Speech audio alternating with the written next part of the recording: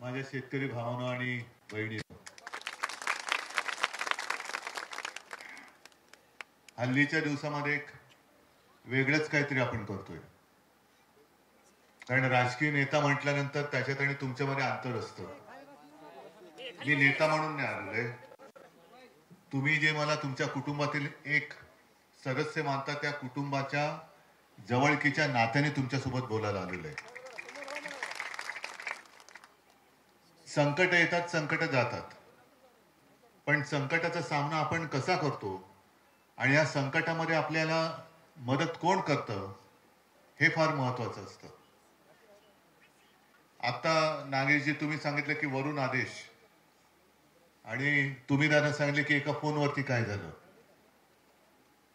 याचाच अर्थ असा की जो वरती बसलेला असतो त्याच्या जर का हृदयामध्ये जरा जरी माणुसकी असेल तर जास्त काही करण्याची गरज लागत नाही. एका फोनवरती सगळं काम आणि सगळी सूत्र हालू शकतात.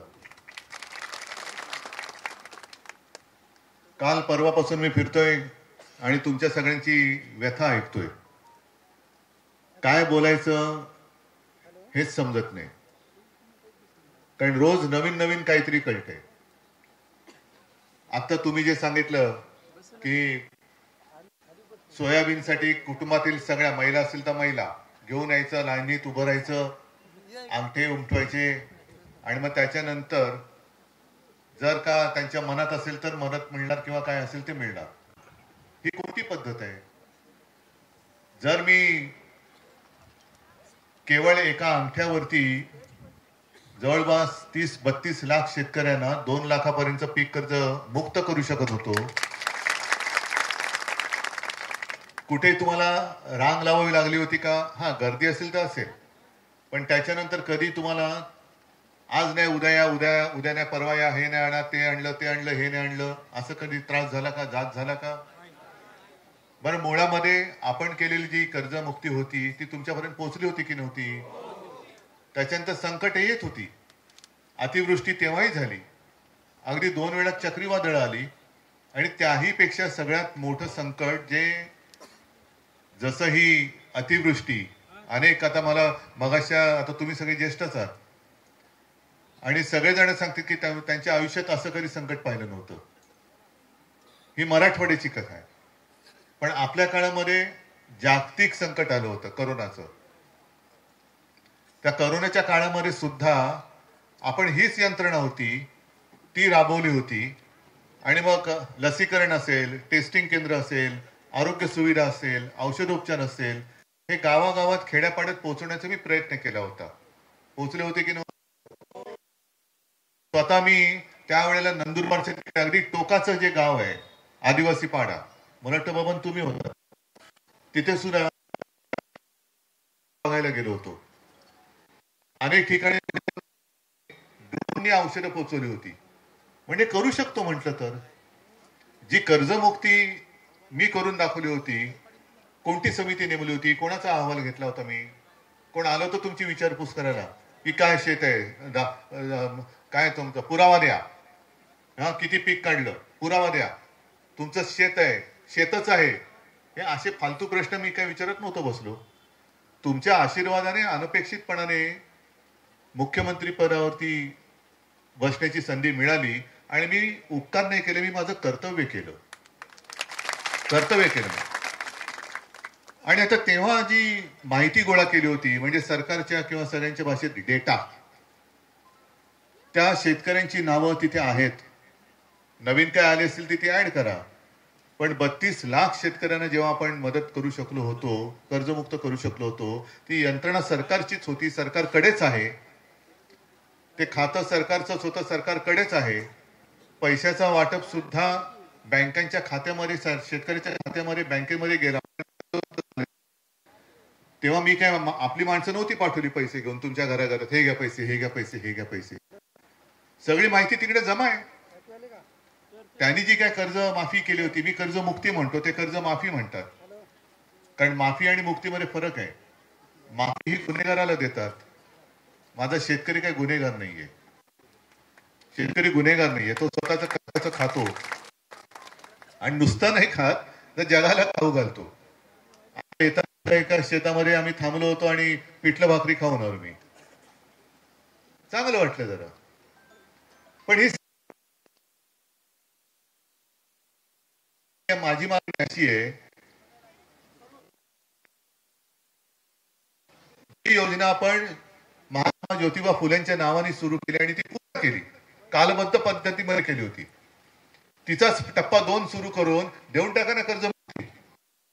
कशा समिती काय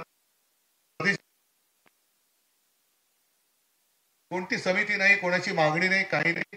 पण परत सांगतो, मी एक माणुसकी म्हणून ते केलं, माझं कर्तव्य म्हणून केलं. आता सारखं जो काही त्रास सुरू झालेला आहे की प्रत्येक ठिकाणी तुम्हाला अडवलं जात आहे, अनेक ठिकाणी. मग त्यांनी ती जी पॅकेज जे जाहीर केलं ते कुठे पॅकेजचं मी मुद्दा म्हणून वाचतो आणि त्याच्यानंतर आंबरच ती यादी मला द्या. एक पॅकेज म्हणायला जगातलं किंवा इतिहासातलं सगळ्यात मोठं पॅकेज 31,000 किती 800 बरोबर आहे. आता ते गुंठ्याप्रमाणे किती त्यांनी दिलेले ते इकडे. हा आता हे मी वाचतोय, हे माझं नाहीये, हे बातमी आलेली आणि ती आकड्याची फक्त फोड केलेली आहे. आता तुम्ही शेतकरी राहतात, मला शेतीतलं काय कळत नाही. नाही आहे ते आहे, मला नाही कळत तर नाही कळत, मी कशाला म्हणू उगाच. आता देवेंद्र फडणवीस यांनी ही बातमीच आहे अत्यंत आकर्षकपणाने ही घोषणा केली 31,800. आम्हाला पण वाटलं अरे वा काय राजा उदार झाला. आणि नंतर हातात काय दिलं, कोण म्हणाले टरबूज. राजा उदार झाला आणि हातात टरबूज दिलं, अशी नवीन म्हण आली म्हणतात, मला नाही माहित, गावातली म्हण आहे. आता त्याच्याप्रमाणे त्याच्यात 2200 कोटी रुपयांचा निधी हा आधीचा निधी आहे. त्याच्यानंतर प्रति हेक्टरी कोरडवाहू शेतीला 18,500, बागायती शेतीला 27,000, बहुवार्षिक शेतीला 32,500. ह्या सगळ्या गोष्टी आहेत. म्हणजे गुंठ्याची मी नंतर सांगतो, पण ज्यांना मिळाले ती मिळालेल्याची इथे नाही, मिळाले ते ना. बघा आता इकडे 18,500, 27,000, 32,500. आता ही पहिलीच आपली जी बैठक झाली परवा, तिथे मला ही कोणी यादी आणून दिली, हे नावानिशी यादी आहे. त्यांना किती मिळाले, 3300 रुपये, 1500 रुपये, 4,800, 1,000 रुपये, 5,000 रुपये, 5,600. एकालाच फक्त 14,000 आहेत, 17,000, मग परत 2800. हे म्हणजे हे 17,500, 2700 वगैरे वगैरे ह्यातले मग 1,000, 1,500, 3,000 हे आले कसे. द्यायचं तर एकदम द्या ना. मग काही ठिकाणी आपण बागायतीला किंवा शेतीला सुद्धा ठिबक सिंचन समजू शकतो, पाणी फुकट जाऊन. आता ठिबक सिंचन सुरू आहे, थेंबे थेंबे थेंबे थेंबे आपल्या टाकत चालले. आणि जर ह्याची फोड जर का केली तर गुंठ्याला कोरडवाहू शेतीला 185 रुपये, हे यांनी जे जाहीर केले आकडे त्याचीच फोड केलेली आहे. त्याच्यानंतर बागायती शेतीला 270 रुपये गुंठ्याला, बहुवार्षिक शेतीला 325 रुपये. आता शेतमजूर जो असतो, मग असे त्या ताईंनी सांगितलं, शेतमजूरला जर का शेतमजुरी असेल तर दिवसाला साधारणतः किती मिळते, साधारणतः 400 ते 500 रुपये. कारण ह्याच्यात आकडा दिलाय, मी नाही बघायला आलो, 500 रुपये. आणि 500 रुपये जर रोजची मजुरी असेल तर गुंठ्याला 325, 185, 270. म्हणजे किती किती थट्टा चाललेले, आणखीन किती थट्टा करणार. पण ही थट्टा एवढ्यासाठी चालले की आपण जाब नाही विचारत त्यांना. आता सुद्धा त्यांचं कसं चाललंय की मी तुमच्यामध्ये फिरतोय. खरं म्हणजे हे माझं काम नाहीये, हे मुख्यमंत्र्याचं काम आहे, मंत्र्याचं काम आहे. आज तुमचा पालकमंत्री कोणी असेल, कुठे गेला पालकमंत्री, काय येऊन नाही बसत. असा बोल ना, सगळ्यांची घेऊन बस, जिल्हा प्रमुखाला घेऊन बस, तहसीलदाराला घेऊन बस, तलाठ्याला बस, बीडीओ पीडीओ काय असेल सगळ्यांना घेऊन बस. आणि काय ना, आम्ही जर का सरकारने पैसे जाहीर केलेले सोडत असतील, रोज 7,000 कोटी 8,000 कोटी सोडत असतील, तर त्याला ताण धरून विचारा ना की तुझ्या जिल्ह्याला एवढे पैसे आम्ही सोडलेत, एवढे तुझ्या पहिल्या सर्कलमध्ये किती शेतकरी आपत्तीग्रस्त आहेत, काय पंचनामे केले. पंचनामे नसतील केले तर का पंचनामे केले नाहीत. मग त्यांना किती पैसे मिळाले, किती पैसे आम्ही जाहीर केलेत.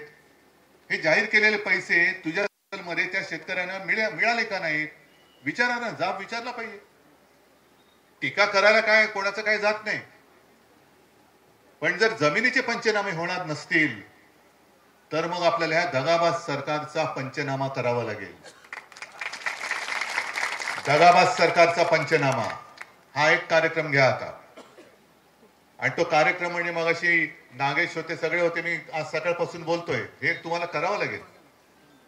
जे जे अधिकारी आहेत ज्यांच्या अधिकार क्षेत्रामध्ये हे सगळे पंचनामे करणं आणि मदत वितरित करण्याचे अधिकार आहेत, त्यांच्या ऑफिसमध्ये जाऊन बसा आणि त्यांना त्रास नाही द्यायचा, शिवी नाही द्यायची, काय करायचं जाऊन बसायचं आणि त्यांना सांगायचं आम्ही सगळे अंगठे घेऊन आलेलो आहोत, कुठे उमटू सांग. सगळे अंगठे आहेत, कुठे उमटायचे तेवढे सांग, तू म्हणशील तिकडे तुझ्या उमटवतो अंगठा. आणि त्याला त्रास नाही, उलट त्याचा सत्कार करायचा. जे आता सोयाबीन बियाबीन काय सडले बिडले घेऊन जाण, त्याला म्हणायचं हे आमच्याकडनं तुला प्रेम भेट.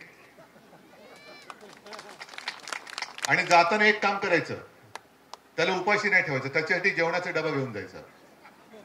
आणि हा जेवणाचा डबा जे तुम्हाला आता मी बघितलं, त्या एका आजीबाईने माझ्या हातामध्ये तांदूळ दाखवले, सडलेले तांदूळ, किडलेले गहू, त्याच्यामध्ये ते हायब्रिड, याचाच भात करा, त्याचीच भाकरी करा, त्याच काय करायचं, तुमच्या गाव शेतात जे काय सोयाबीन राहिलं असेल, आणखीन काय असेल, त्याचं काय भात भाजी आमटी चपाती त्याचीच करा आणि त्याला डबा घेऊन जा. आणि त्याला म्हणा कसं लेकरू माझं बसल्या जागी थकलं असेल काम न करून, जेव रे बाबा तू.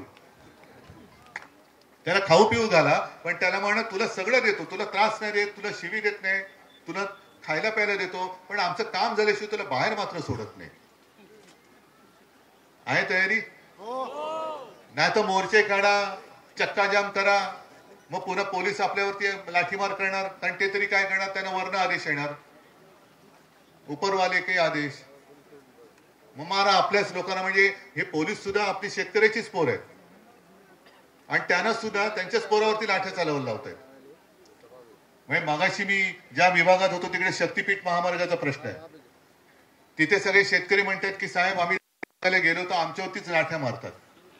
म्हणजे शेतकरी एवढे चिडलेत, एक शेतकरी तर म्हणाला साहेब रजाकारांपेक्षा भयानक हे सरकार आमच्याशी वागतंय, रजाकारांपेक्षा भयानक. म्हणजे रजाकारांना का घालवले? आपला देश स्वतंत्र झाला, अन्याय अत्याचार खूप होत होता म्हणून त्यांना घालवले. आता ते रजाकार गेले आणि हे झाले.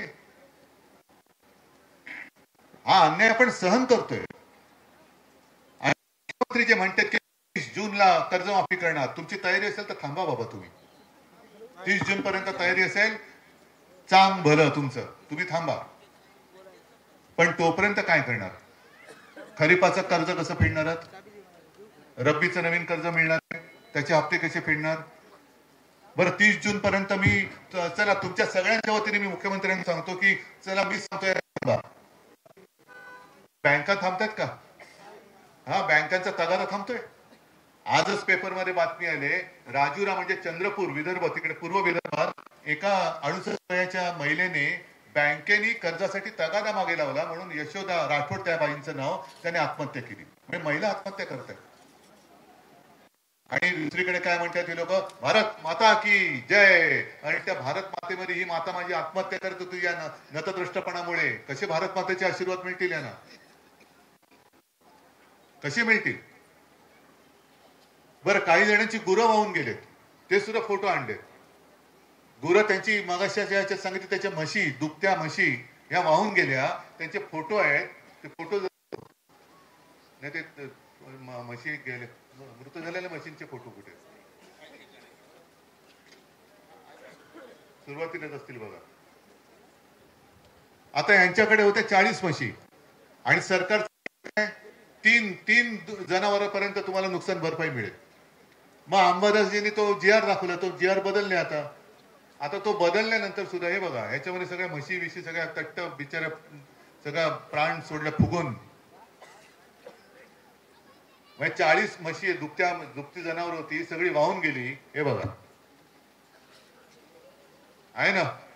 आता हे दाखवल्यानंतर सुद्धा आणखीन काय करायचं? काय दाखवायचं त्यांना? कसले पुरावे द्यायचे? का म्हशीचे अंगठे पाहिजेत तुम्हाला? हा काय कोणता कारभार आहे हा? 40 म्हशी त्यांच्या वाहून गेल्या. त्यांचा सरकारचा नियम सांगतो 3, तो सुद्धा आता नियम बदलला, पण अजूनही पैसे मिळत नाहीयेत. कोणाची जनावरं वाहून गेलेत, म्हणजे म्हशी गेल्यात, कोणाच्या कोंबड्या गेल्यात, कोणाच्या शेळ्या गेल्यात, जमीन वाहून गेलेत, कोणाची घरं वाहून गेले, अख्खा आयुष्य वाहून गेलेलं आहे. काय नुकसान भरपाई देणार? किती नुकसान भरपाई देणार?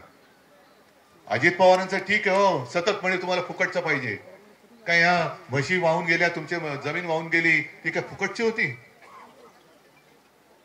आणि आज शेतकरी म्हणजे काय अजितदादाचा पोरगा नाहीये त्याला फुकटची जमीन मिळायला.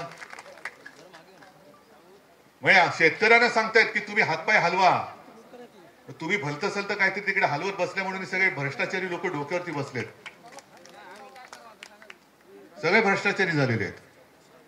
आणि आता यांनी जो प्रश्न विचारला आम्ही काय करावं, सांगतो करणार.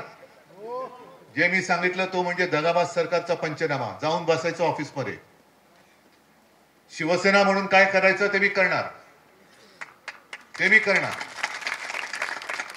मी आता या आपत्तीच्या दरम्यान तिसऱ्यांदा मराठवाड्यात आलोय, परत येणार आहे मी मराठवाड्यामध्ये. पण परत जेव्हा मराठवाड्यात येईन तेव्हा तुम्ही सगळ्यांनी तुमच्या हातामध्ये सरकारचा पंचनामा घेऊन उभं असलं पाहिजे, तर मी येणार. माझा प्रत्येक शेतकरी, माझा प्रत्येक हा जो माझा बांधव आहे आणि माझी भगिनी आहे, यांना आता बीडीओ, तहसीलदार, जिल्हाधिकाऱ्यापेक्षा जास्त अधिकार आहेत. कारण तो माझ्या भारताचा नागरिक आहे. त्या नागरिकाच्या मतामुळे सरकार बनतं, ह्याचा अधिकार सगळ्यात मोठा आहे. आज हे सरकार विरोधी पक्षनेतेपद द्यायला तयार नाही. का? कारण विरोधी पक्षनेता जाऊन तिकडे सगळ्यांना धारेवर धरू शकतो, जिल्हा कलेक्टरला बोलू शकतो, याला पण नाही, बोलायचंच नाही.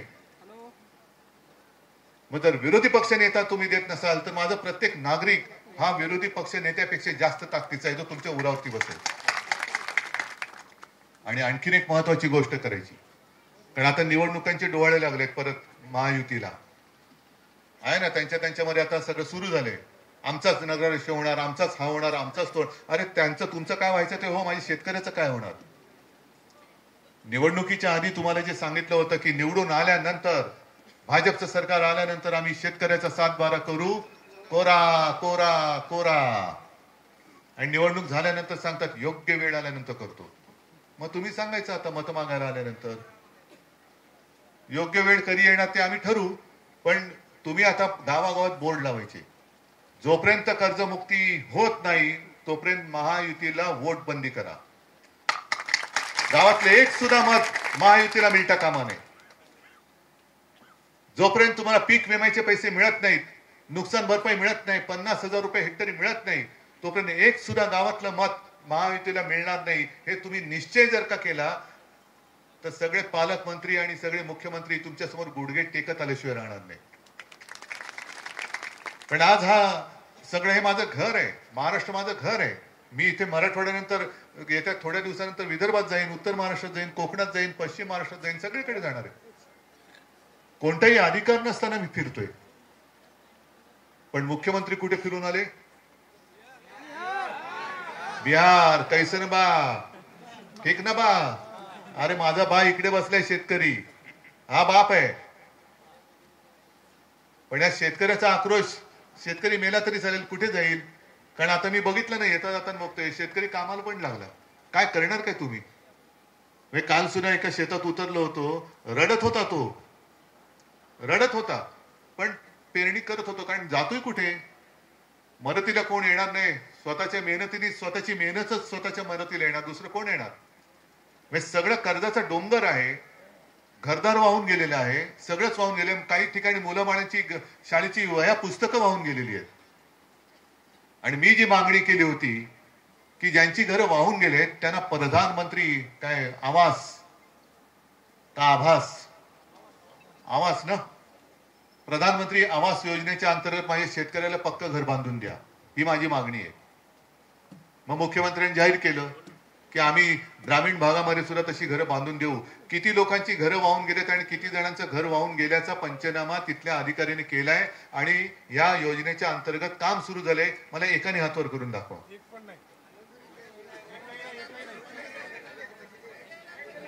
मग आता परत तुम्ही फसणार.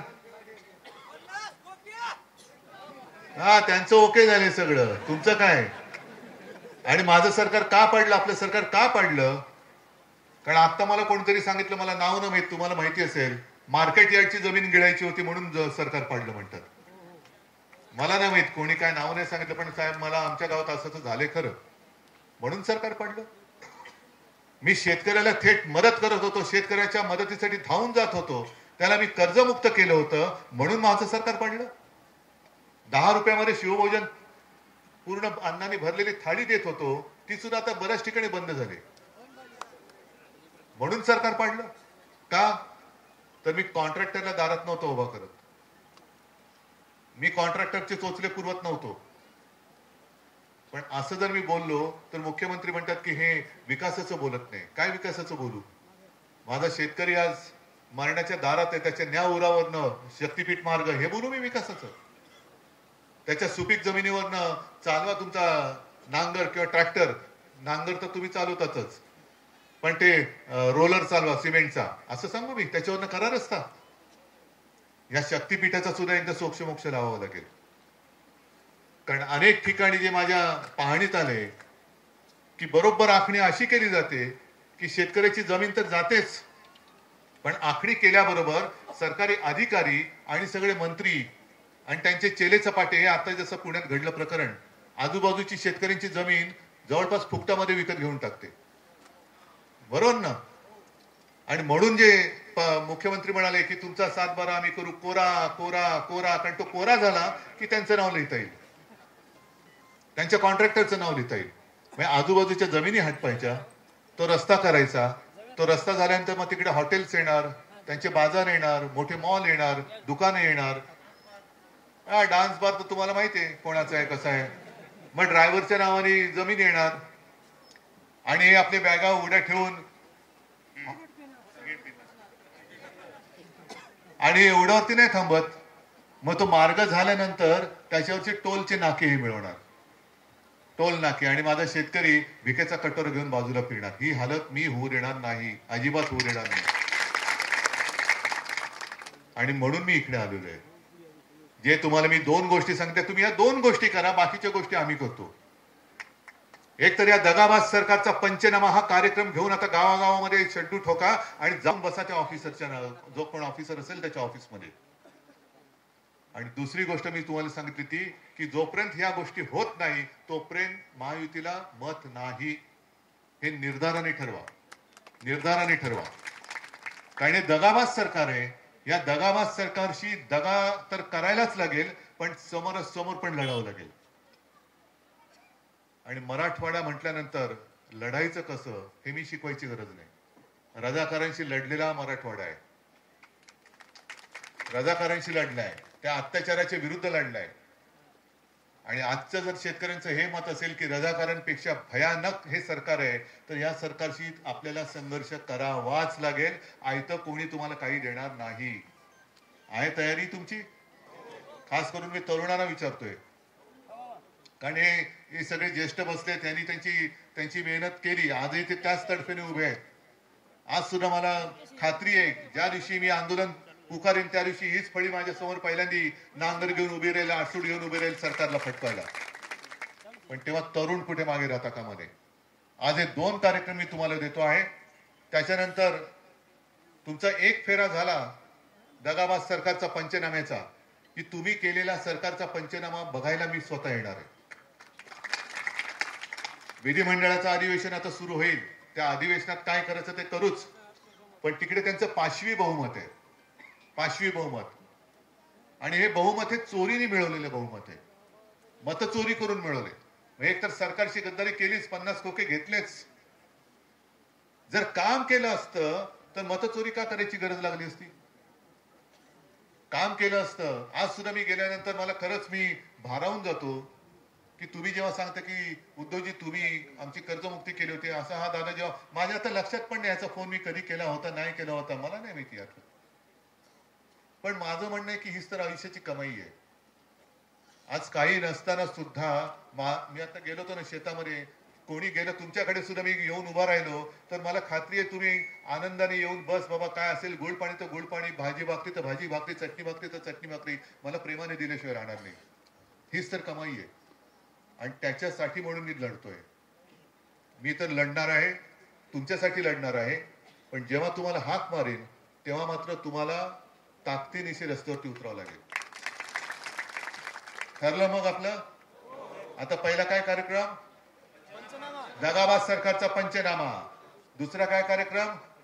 वोट बंदी. महायुतीला वोट बंदी. धन्यवाद. जय हिंद, जय महाराष्ट्र.